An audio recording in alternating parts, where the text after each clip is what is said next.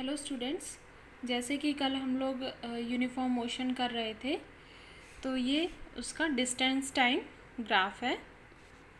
तो uniform motion में एक बार फिर से रिपीट कर देती हूँ। कौन सी मोशन यूनिफॉर्म मोशन कहलाएगी? When a body travels equal distance in equal interval of time. ठीक है, मीन्स कि कोई ऑब्जेक्ट या कोई बॉडी इक्वल डिस्टेंस कवर कर रहा है इक्वल इंटरवल ऑफ टाइम के लिए। ठीक है, तो ये उसका डिस्टेंस टाइम ग्राफ हो गया और ये स्ट्रेट लाइन। ठीक, यहाँ पर जो ऑब्जेक्ट है वो यूनिफॉर्म स्पीड से जा रहा है। फिर है आपका नॉन यूनिफॉर्म मोशन।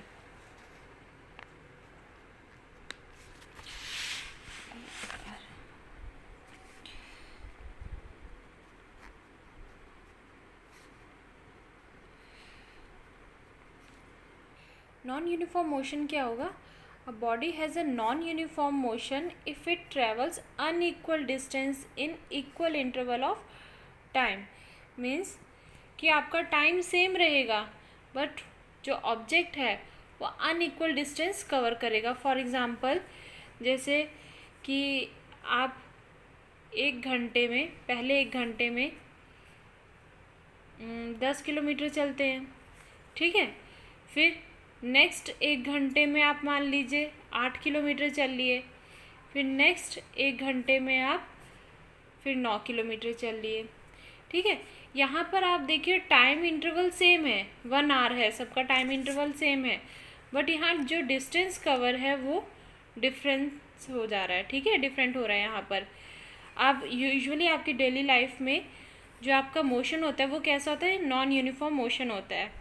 आप देखिए, जैसे स्कूल से अगर आपको घर आना हो या घर से स्कूल जाना हो तो आप क्या एक ही स्पीड से आते हैं? नहीं।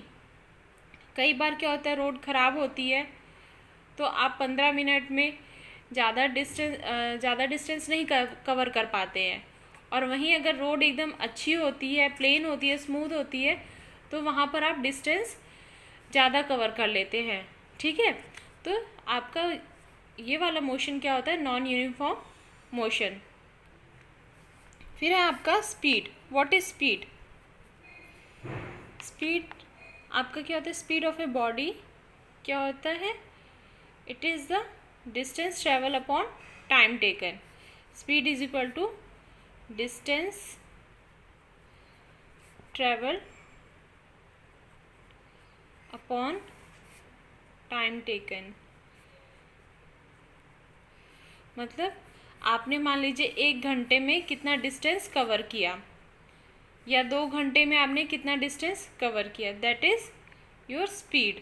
ठीक, और ये आपके क्या होते हैं? स्केलर क्वांटिटी होती है। This is your scalar quantity.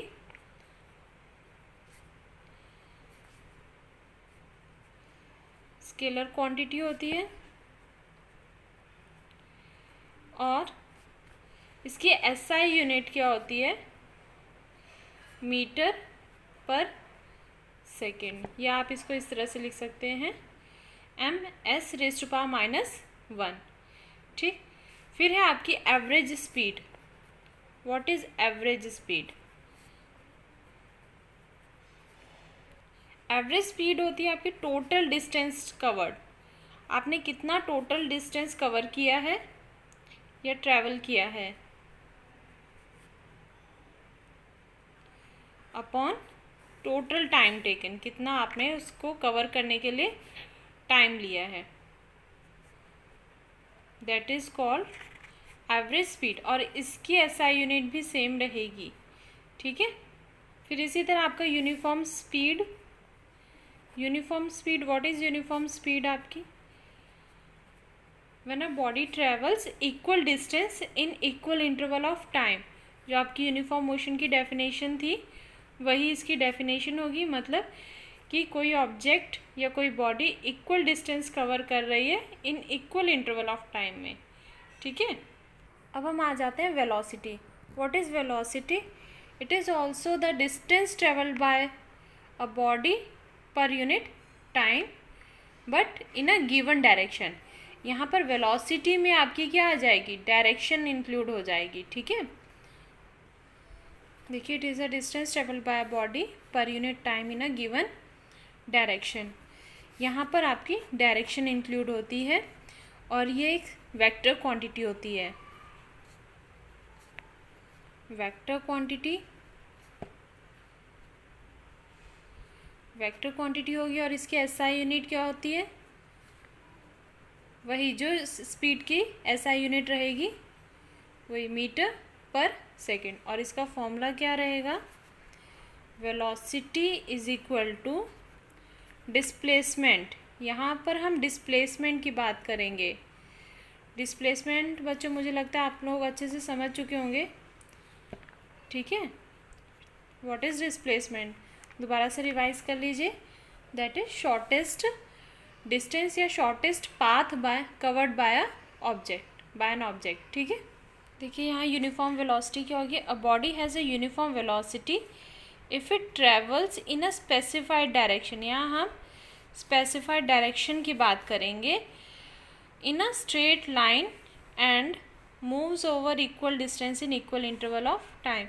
जहाँ यूनिफॉर्म की बात आ जाती है वहाँ पर हम इक्वल डिस्टेंस और इक्वल इंटरवल ऑफ टाइम की हम बात करेंगे।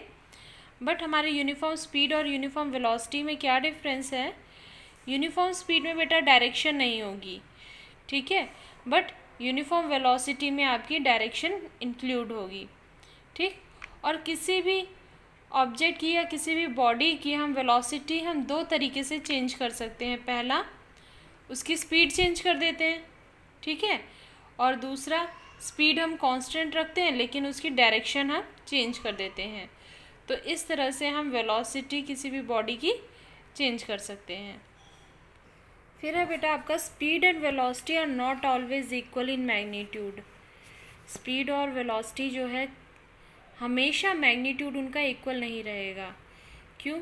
देखिए, अब इनका मैग्नीट्यूड कब इक्वल रहेगा? जब वो एक स्ट्रेट लाइन में चलेंगी, ठीक है। कोई ऑब्जेक्ट अगर स्ट्रेट लाइन में चलेगा तो वहाँ पर उस ऑब्जेक्ट की स्पीड और वेलोसिटी जो है सेम रहेगी, ठीक।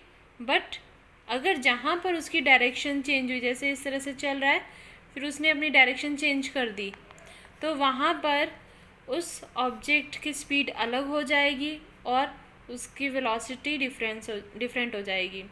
क्यों? क्योंकि उसका स्पीड में बेटा डिस्टेंस हम लेते हैं और वेलोसिटी में हम डिस्प्लेसमेंट लेते हैं, ठीक है। तो उन दोनों में डिफरेंस है, ठीक। दैट्स वाई कभी भी स्पीड और वेलोसिटी जो है कभी क्या मतलब ज़रूरी नहीं है कि वो हमेशा उनका जो मैग्नीट्यूड हो वो इक्वल हो। अब अगर हम एवरेज स्पीड की बात करें तो एवरेज स्पीड किसी भी बॉडी की कभी भी ज़ीरो नहीं होगी। क्यों? क्योंकि उसका जो डिस्टेंस है कभी ज़ीरो होता नहीं है, ठीक। बट वेलोसिटी आपकी ज़ीरो हो सकती है। Average velocity of a body can be zero. क्यों? क्योंकि उसका डिस्प्लेसमेंट बेटा ज़ीरो हो सकता है, तो that's why velocity, average velocity can also be zero. Next है आपका acceleration. What is acceleration? It is the rate of change of velocity with time. मतलब जब आपकी वेलोसिटी जो है चेंज होती है टाइम के with respect to, that is called acceleration. और इसको हम किससे डिनोट करते हैं? ए से डिनोट करते हैं। और इसका फॉर्मूला क्या होगा बेटा? v minus you upon T. v आपका मतलब फाइनल वेलोसिटी और u हो गया आपका initial velocity. Initial means starting में उसकी कितनी वेलोसिटी थी, और फाइनल वेलोसिटी मीन्स लास्ट में जब उसकी वेलोसिटी क्या रही होगी, ठीक है। एक्सेलरेशन बेटा आपका कब होगा? जैसे मान लीजिए कोई कार है, वो चल रही है, पहले उसकी वो 20 किलोमीटर पर आवर की स्पीड से चल रही थी, फिर मान लीजिए 5 सेकंड बाद उसने अपनी स्पीड बढ़ा दी, ठीक, उसने अपनी स्पीड बढ़ा दी और 30 किलोमीटर पर आवर की स्पीड से वो चलने लग गई, तो यहाँ पर एक्सेलरेशन होगा, ठीक। एक होता है हमारे पास डी एक्सेलरेशन होता है। डी एक्सेलरेशन मीन्स ये नेगेटिव एक्सेलरेशन होता है। नेगेटिव एक्सेलरेशन में क्या होता है? आपकी स्पीड मान लीजिए 30 किलोमीटर पर आवर की थी और फिर 5 सेकंड बाद या 10 सेकंड के बाद क्या हो गया? ब्रेक लगाया जैसे आपने, तो आपकी स्पीड कम हो गई, ठीक है। तो वहाँ पर आपकी वेलोसिटी, तब वहाँ पर आपका क्या होगा बेटा, डी एक्सेलरेशन होगा या नेगेटिव एक्सेलरेशन, इसका नेगेटिव। ठीक, डी एक्सेलरेशन आपका कहाँ होता है, जैसे आप कार चला रहे हैं, ठीक, और फिर आपका डेस्टिनेशन आ गया या रास्ते में कोई आ गया अचानक से, तो आप ब्रेक लगाते हैं, ठीक है, या धीरे धीरे ब्रेक लगाते हैं, जैसे ही आपका डेस्टिनेशन आता है धीरे धीरे आप ब्रेक लगाते हैं, ठीक, तब आपकी जो वेलोसिटी होगी वो कम हो जाएगी। ठीक है, जैसे ट्रेन है, ट्रेन जब रुकने अपने हॉल्ट पर आती है तो वो ब्रेक लगाती है, तब उसकी स्पीड जो है, उसकी वेलोसिटी जो है धीरे धीरे कम हो जाती है। ठीक है, और आपकी यूनिफॉर्म वेलोसिटी जो है ज़ीरो कब होगी बेटा, जब एक्सेलरेशन आपका ज़ीरो कब होगा, जब आपकी वेलोसिटी यूनिफॉर्म होगी। मतलब कोई कार या कोई भी आपका व्हीकल है या कोई भी ऑब्जेक्ट है, वो यूनिफॉर्म मोशन में जा रहा है, यूनिफॉर्म वेलोसिटी से जा रहा है, ठीक है, तब उसकी वेलोसिटी में कोई चेंज नहीं होगा, तब आपका v इज इक्वल टू क्या हो जाएगा, u, और v इक्वल टू u होगा तो ये ज़ीरो हो जाएगा। और इसकी SI यूनिट क्या होगी, मीटर पर सेकेंड स्क्वायर। फिर है आपका यूनिफॉर्म एक्सेलरेशन क्या होगा, अ body has a uniform acceleration if it travels in a straight line and its velocity increases y equal amount in equal interval of time. Means कि कोई ऑब्जेक्ट यूनिफॉर्म एक्सेलरेशन उसकी कब होगी, जब वो एक यूनिफॉर्म स्ट्रेट लाइन में चलती है और उसकी वेलोसिटी कॉन्टीन्यूसली इंक्रीज़ हो रही है, जैसे जैसे टाइम इंक्रीज़ हो रहा है वैसे वैसे उसकी वेलोसिटी इंक्रीज़ हो रही है। And this is the graph of uniform acceleration. फिर है आपका non uniform acceleration. Non uniform acceleration क्या होगा, जब वेलोसिटी किसी बॉडी की इंक्रीज़ होगी, ठीक है, अनइक्वल अमाउंट में, मतलब कभी ज़्यादा कभी कम, इस तरह से इंक्रीज़ होगी, लेकिन टाइम इंटरवल आपका सेम रहेगा, तब आपका जो एक्सेलरेशन होगा, तब वो किस तरह का एक्सेलरेशन होगा, नॉन यूनिफॉर्म एक्सेलरेशन होगा। मैंने आपको रिटार्डेशन के बारे में अभी बताया था। रिटार्डेशन या डिसेलरेशन या नेगेटिव एक्सेलरेशन, ये तीनों एक ही चीज़ है। तो ये कब होगा, जब हमारी वेलोसिटी, किसी ऑब्जेक्ट की वेलोसिटी डिक्रीज़ होगी, तब आपकी एक्सेलरेशन बेटा क्या होगी, नेगेटिव हो जाएगी।